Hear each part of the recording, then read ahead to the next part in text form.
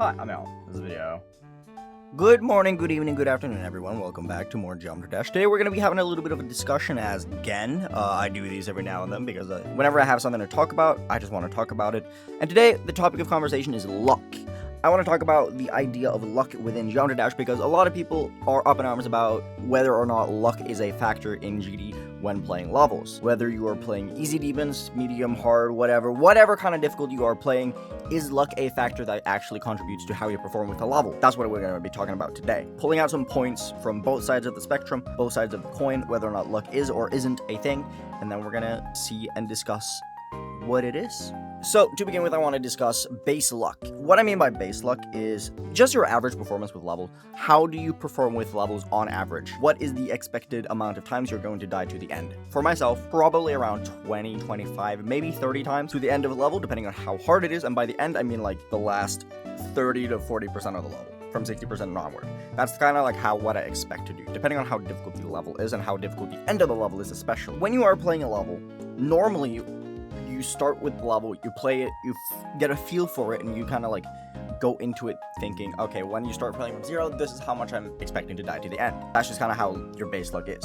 Now, good luck or bad luck comes into play on how you perform based on that base idea of how you're going to perform. If you think you're going to die 20 times, but you end up dying 5 times to the end, you consider yourself lucky. That's kind of how I felt with Artificial Ascent, which I expected to die a ton towards the end. I passed 50% 6 times before I beat it. I consider that really lucky. But then you have bad luck, which is where you overshoot that initial base by a decent chunk, and you're like, damn, I got really unlucky with that. Kind of how I feel with Titan Complex, where I ended up dying like 50 times to the last 30%. That is a lot more than I expected. I died 15 times just to 90% plus. Is that bad luck? That's what we're trying to find out today. I want to start out though, prefacing that I will not discredit flukers in the slightest. I think fluking levels, and especially fluking consistently like someone like Kira Localizer does, is incredibly impressive. Being able to consistently pull off these kinds of flukes, very impressive. Not a lot of people are able to do it, and they should get the credit they deserve for it. However, I do want to find out whether or not it is a luck aspect within it, or if it's just incredibly high raw skill. Because I believe anyone can get lucky with levels, and I believe anyone can get unlucky with levels. Even someone like Localizer have had levels where they've just got absolutely pummeled by bad luck, where they've just died consistently to the end a ton of times, and they've just had a really hard time finishing off the level. Is it bad luck? Yes and no. Mindset is a really important thing. I think personally that once you do reach a threshold of this is when you're like going slightly above your average luck, it creates a mind block. And that mind block is whether or not you are going to get luck. For me with Rust, because Rust is the current level that I'm working on, I think it's just a mind block thing. I don't really think that I'm getting unlucky in that sense. I just think it's a mind block. I expected to die to the last cube 20-30 times roughly. I'm now at 47, and every time I get to the last cube, I'm not even nervous. I just choke it because I just have this mind block that tells me that this last cube is simply just impossible. There's nothing for me to do. I cannot beat it no matter what. That is not something I can control. It is now entirely up to luck whether or not I beat it or not, because it's just, can I not choke it?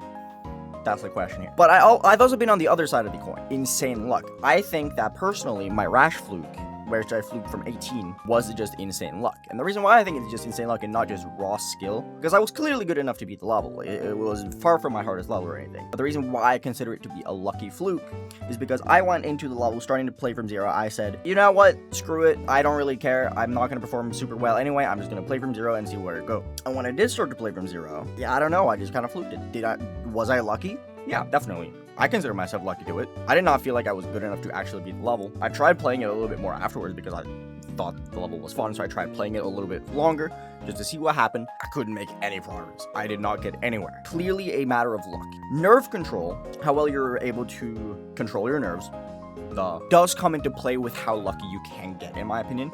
If you have really good nerve control, like someone like Localizer or Kier, who just naturally play well even though they are nervous, certainly helps in getting lucky. Because nerves is what initially starts the whole loop that creates the inevitable mind block for when you start getting unlucky. If you're able to never get into that death loop of just dying towards the end a few times to break that base luck that you are expecting, you will never eventually get unlucky. If you have the nerve control to just keep going, you won't hit that threshold. That is where it is important. Someone like Dorami is a very, very talented player. Dorami is really good at the game. He's beaten a lot of really hard levels, and he beat them very, very quickly as well. He got demolished by Dream Travel, which is the 9-minute XL level, where he died 15 times to the very last jump. Is he not good enough to do that last jump? No, absolutely not. Dorami is way more than good enough to beat it. However, after he died to it the initial time, he was like, wow, that's actually something I could die to. Oh no, that's not good. And then he died to it again. And then again. And again. And again. And it created this mind block that this jump feels impossible. I can't do it under the pressure of being 9 minutes into the level and having to do that jump. Because it was a really tight jump. It still is a very tight jump even after the nerf. But that mind block created by the fact that you are not able to actually control your nerves and handle the pressure of doing it in a real run, after a certain amount of time, that does end up creating a mind block that makes it much, much harder to actually perform under the circumstances of being in normal mode. I think that luck is only valid throughout the extremes, such as my Rash Fluke and currently my Rust luck. I think there's like a gray area where when you're like around normality, like slightly below expectation or slightly above expectation, I don't think it's luck, I just think it's like an anomaly, more or less. Not even an anomaly, just a diversion in expectation, more or less. But I also wonder whether or not the subconscious expectations that you set yourself is the core reason for bad luck and good luck to begin with.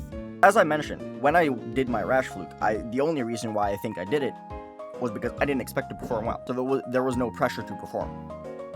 I had zero pressure to perform. Therefore, I just played. I just played out of my mind, went for it.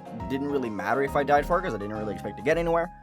And I just happened to have the nerve control necessary to pull through with it. As for Rust, I had the expectation of dying to the last cube around 20 times.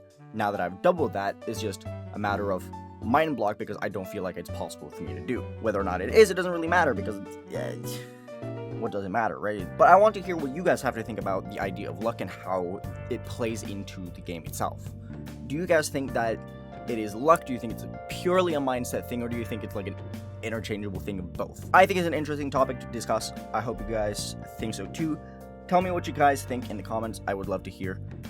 Again, not to discredit anything from flukers and not to discredit anything for people who just die a lot to the end.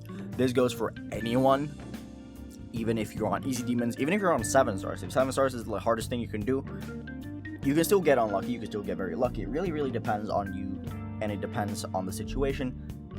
But either way, thank you for watching. Hope you guys enjoyed. I think this is an interesting topic to discuss. So yeah, I'll see you guys around. Eat your greens, stay healthy, stay hydrated, and I'll talk to you guys later. Thank you for making my day better. Hope my yours a little bit better too. Goodbye, everyone.